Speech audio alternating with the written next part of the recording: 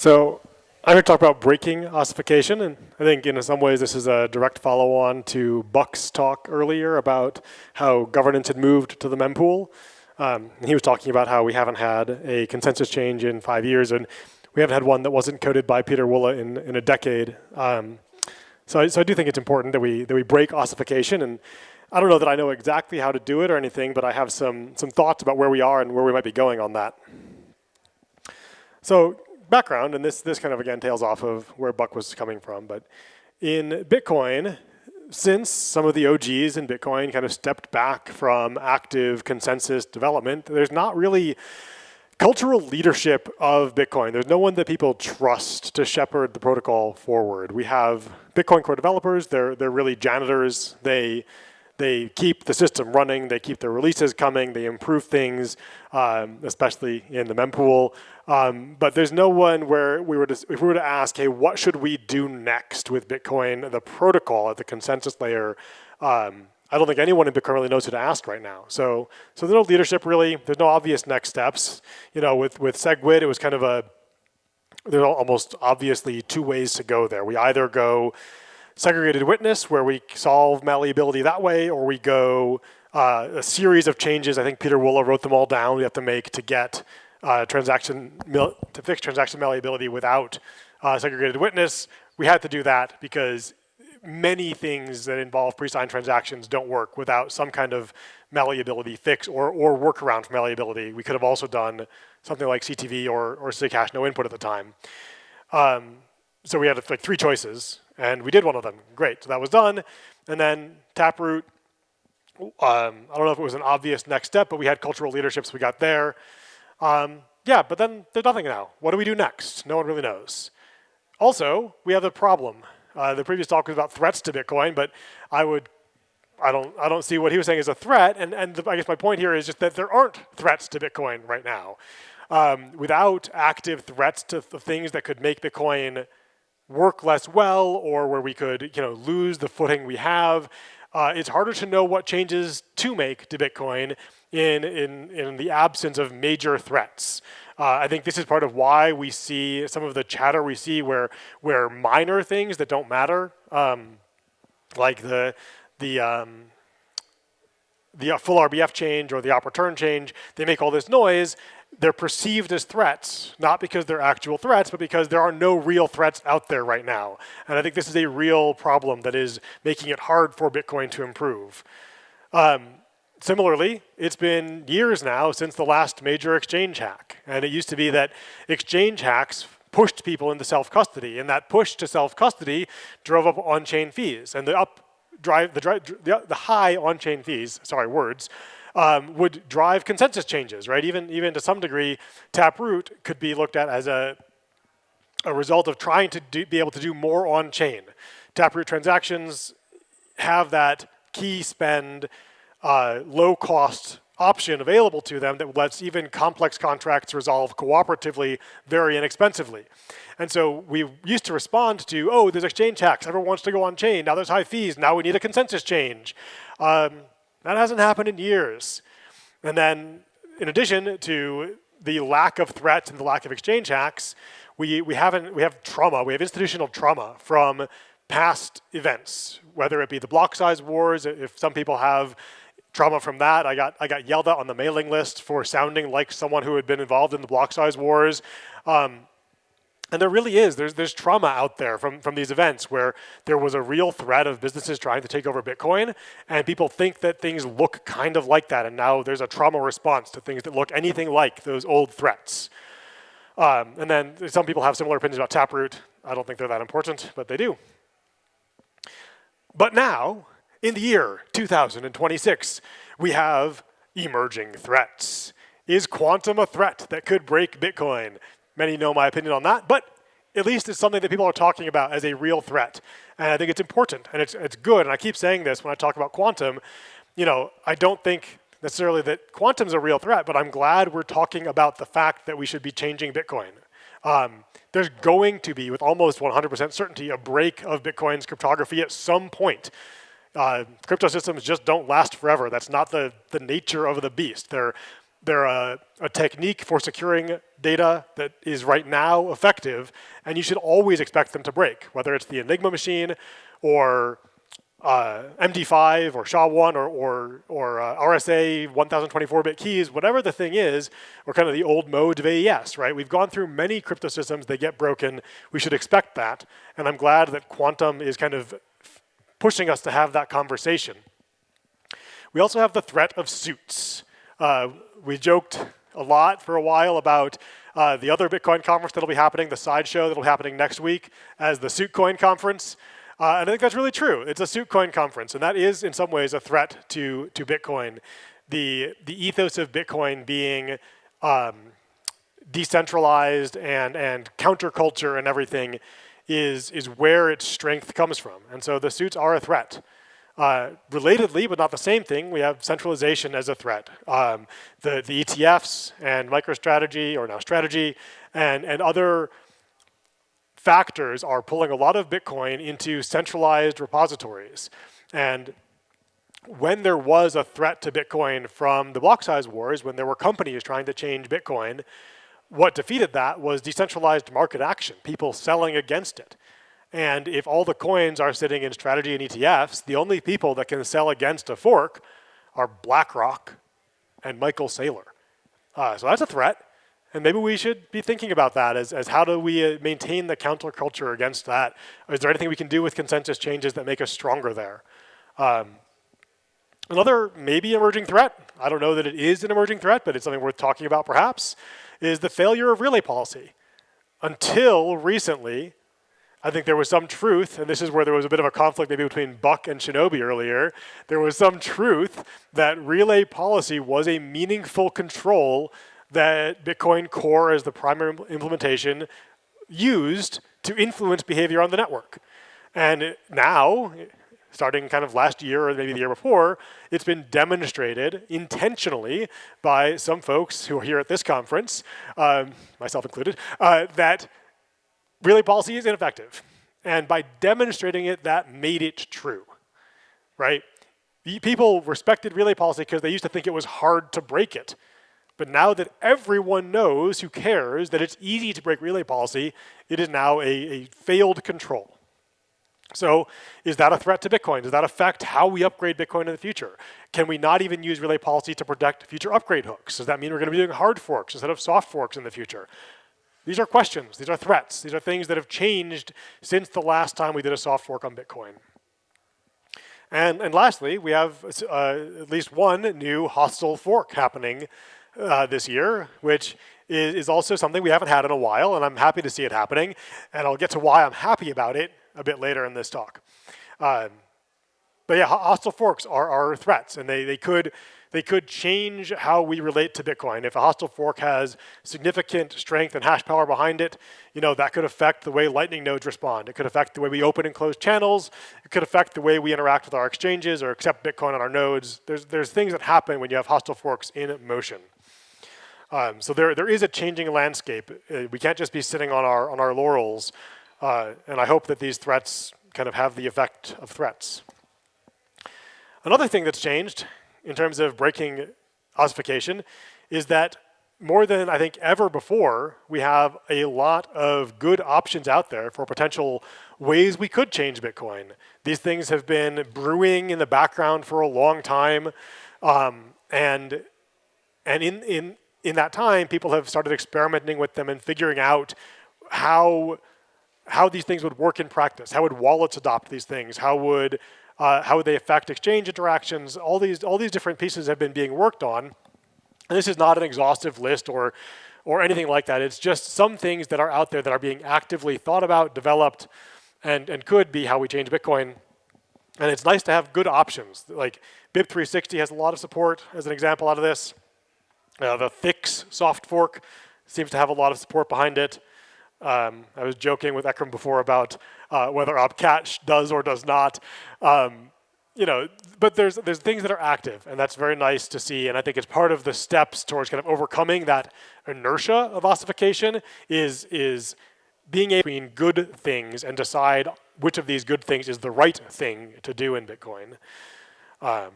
And I have a couple post-quantum things in here, if quantum is your thing.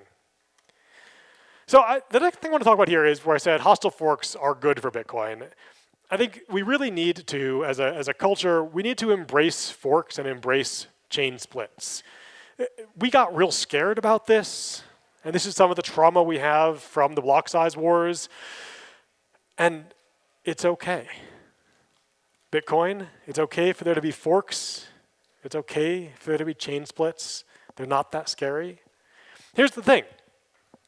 This is an open entry network, and anybody can run any software they want on their node at any time. Shinobi personally has done this. He lost a little Bitcoin because he did this. But you can start enforcing new soft fork rules today. And you know what's funny about that? There's a decent chance that if you do that, you don't tell everyone about it, you get to use your Bitcoin that way, right? I could go start enforcing opctv on my node tomorrow and use it in TapScript where it's not visible on the chain, and I could probably even spend from it, and I probably wouldn't lose my Bitcoin, unless it's a lot of Bitcoin. It's an open access network. Anybody can run whatever soft fork consensus rules they want on the network tomorrow. Try it out. Have fun. Don't be Shinobi. You lose Bitcoin that way. Yeah, right. Don't go full retard is the key to doing that. But I think it's important to think about that. Bitcoin is just software. It's software you run on your node to enforce your rules for your money. And if you want to enforce stricter rules on your node, that's a soft fork. And you can do that and still participate in the network with the rest of the people. It only becomes a problem if someone else enforces conflicting rules to yours at the same time. Okay, so soft forks don't matter. You can run whatever soft fork you want, whenever you want. And it only matters if it becomes widely used and widely enforced. And if it does, well, that almost by definition means the market has made a choice, and that's the most valuable form of Bitcoin, the one that has that soft fork rule. And now it becomes useful to more people, and that's great. And if nobody else enforces it except you, and you don't put a lot of Bitcoin in it, then it has no impact on anybody else on the network. Right? So soft forks just don't matter. And then on the similar side, hard forks also don't matter. If someone wants to propose a hard fork, and it, let's say, invalidates, I don't know, whatever. Let's say it expands the block size. What's that? Oh, yeah, let's do tail emissions. Where's Peter Todd? So let's do a hard fork to start having tail emissions. We reclaim certain coins, or we add additional coins. The new limit is infinite, and we just do tail emissions. That's a hard fork, right? Well, he can go run that, and all I know is that my node's never going to accept blocks that have tail emissions that create greater supply than 21 million. Well, not exactly, right? And it doesn't matter. It doesn't matter if he runs a hard fork client. He just forks himself onto a separate network. He either has hash rate or he doesn't. It doesn't matter to me. If everybody starts enforcing a hard fork and miners have to follow it, then almost by definition, that is the most valuable Bitcoin, and that is Bitcoin. And then I can choose to join that network. My keys are still going to be valid on that network. But again, it doesn't matter. There's nothing scary about this happening. Either, in a hard fork situation, either the existing rules are the real Bitcoin, in which case that's going to have the most economic weight behind it, and I'm going to stick with that, and it's great. Or the hard fork is going to have the most economic power, and that's where the money's going to be, and I'll have keys on that. None of this is scary. We don't have to worry about hard forks. We don't have to worry about soft forks. We don't have to worry about chain splits. And there's this weird reaction, and I got it, I'm not going to name names here, but from several prominent developers in Bitcoin, as though if we start having regular chain splits in Bitcoin, it's going to destroy the network. That's obviously not true. Bitcoin is specifically designed to withstand people running other software. It's a consensus network, which means everybody that's running compatible software will be on the same network, and if you're not, you'll be on a different network. And everybody, it's an open entry network, so everybody gets to pick on which network they participate at any given time. This is freedom. And if we act like acting out of freedom and forking the network is an attack, we're kind of almost undermining the very principle of open entry decentralization that Bitcoin is founded on. So embrace forks, embrace chain splits.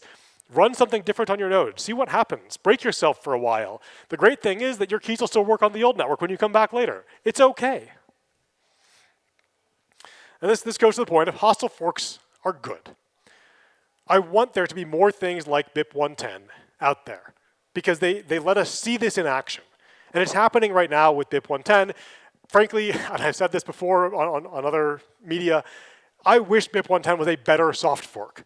I wish they had done something that wasn't so freaking stupid, because if they had, we would see a real market reaction, right? We would see a futures market pop up, and we would, like, Rob tried his damn best to get a futures market started, but it didn't work because it's just too stupid to do it. So I really wish they'd made a better attempt at a soft fork that was worth fighting so we'd have a futures market. And then we would see that it doesn't matter. It's okay for there to be soft forks, and we'll see in the market whether this change or that change is the way to go. This is, I mean, Buck said this exactly. Like we have 16 version bits, I think it is. Is it 19? 15, okay. We have 15 forks at a time we could be doing. I want to see more of these. I want to see futures markets for them. I want to see us making... yeah, I got something to do right now. Yeah, I want to see people doing these things and having futures markets, because I don't know why some people hold this belief that these are dangerous things. Hostile soft forks, they've been nipped in the bud. We can't let them start signaling. That'd be bad. No, it's good. We want people to be out there trying things, proposing to miners to signal for this or that change and seeing what happens, getting futures markets going. That's how we actually find out what the best Bitcoin is. Without that, we're just hoping that the rules we have right now are the best.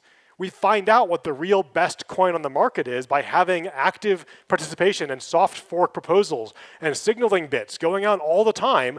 Then the market can tell us what the most valuable thing is. Without that, we're just guessing. So, hostile forks are good. Forks are good, and even hostile forks are good. Well, what about second layers, though? And this is one of the directions I've heard about this from is, well, but second layer networks are going to be broken if we have a chain split. Lightning nodes aren't going to know which one to follow. They're going to lose people's money. Well, fix Lightning then. Bitcoin is an open access network where anyone can run any software they want, and they can fork anytime they want. Lightning nodes should understand that, and they should be designed to take specific actions in response to certain kinds of events on the network. We have tools out there like Fork Monitor from BitMEX that tell us when forks might be happening, when there's even a one block split in the chain tip. And Lightning nodes can and should respond to those kinds of events on the network. If you're running a big Lightning infrastructure, you should have several different nodes in the network with different perspectives to know when there's even going to be a one block split, so that you can respond appropriately and delay payments or delay responding to, let's say, on-chain actions like splices if there's a thing going on where the network is acting weirdly. Layer 2s for Bitcoin have to be resilient to the fact that it's an open access network where people can do whatever the hell they want anytime they want.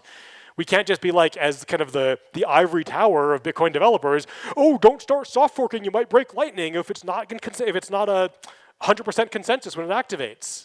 That's not how this works. We can't just stop people from doing stuff. This is Bitcoin. People can do whatever they want whenever they want. And that's really all I got. Consensus is emergent. So there actually isn't ossification. We never ossified, because you could change your node tomorrow. Anybody can. It's just it's all in your head. The ossification is purely psychological. So there we go.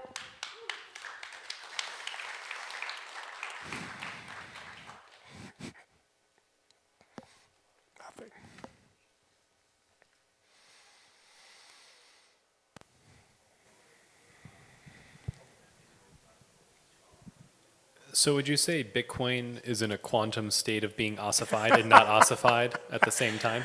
Yeah, actually, I think it's a perfect characterization. Yeah. Yeah, that's right. And the one comment on the futures market, I think that's just something that, independent of the BIP 110 stuff, it's about actually letting the economic holders and the UTX holders of the network express this stuff. And I think sometimes when people talk about changes, they view it in a strict academic sense of, well, you'll just have the miners follow and signal, and then it goes live after the devs push the code. And that just, I think in all of these changes, that's like a very important factor, is that in these contentious splits, the only way that you can go directionally long to support a direction is to go into a futures market, because just holding Bitcoin means you're delta neutral, Right, you're neutral. because you have your UTXOs on both sides of the chain. Yeah, I had to say something productive after the quantum joke.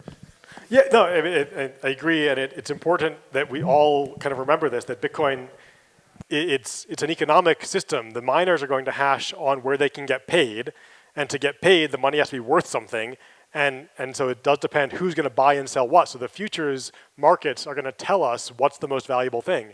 In the absence of futures markets, again, we're just guessing, and I can't emphasize that enough. When developers, including myself, are out there, I think personally, Enhance would be the best next change for Bitcoin, but I literally have no way of knowing that until it's put to the market. Good segue to my question. When are you going to put it to the market then? Do you have an activation client? So being frank and honest, I do think there is value in the, let's say, technical momentum on these things. And so I really like the Thix proposal as an alternative to Enhance. And the guys that are working on it, frankly, have more energy for it than I do right now. So I'm supportive of them. And I think there is going to be probably more news coming out of that camp fairly soon. They've done incredible work recently of getting their stuff kind of worked into mini-script, and I love kind of the direction they're going over there. So speaking of momentum, my biggest fear is like BIP 110 will obviously fail, and then now since like a soft fork has failed, all future soft forks will be presumed failed as well, and we can just never activate anything again. Yeah, I mean, these things can happen, and I think this is why, to Rob's first question, like this is all in our minds. And I've noticed, myself included, like I'm not trying to throw stones here, that we get psychologically stuck in that mindset of oh, we can't do anything because it hasn't worked. And the reality is that that's almost a self-fulfilling prophecy. And if we decide that we can, and then we will. And that's, I think, where the future is actually going right now. The BIP 360 folks, I think, also have that mindset of this is where we are going. And so they have that almost deterministic optimism, or whatever we're going to call it. And I think that's the way that we have to approach these things, is that the ossification is only in our minds, so we take control and we do the things. All right. Thank you. Thank you.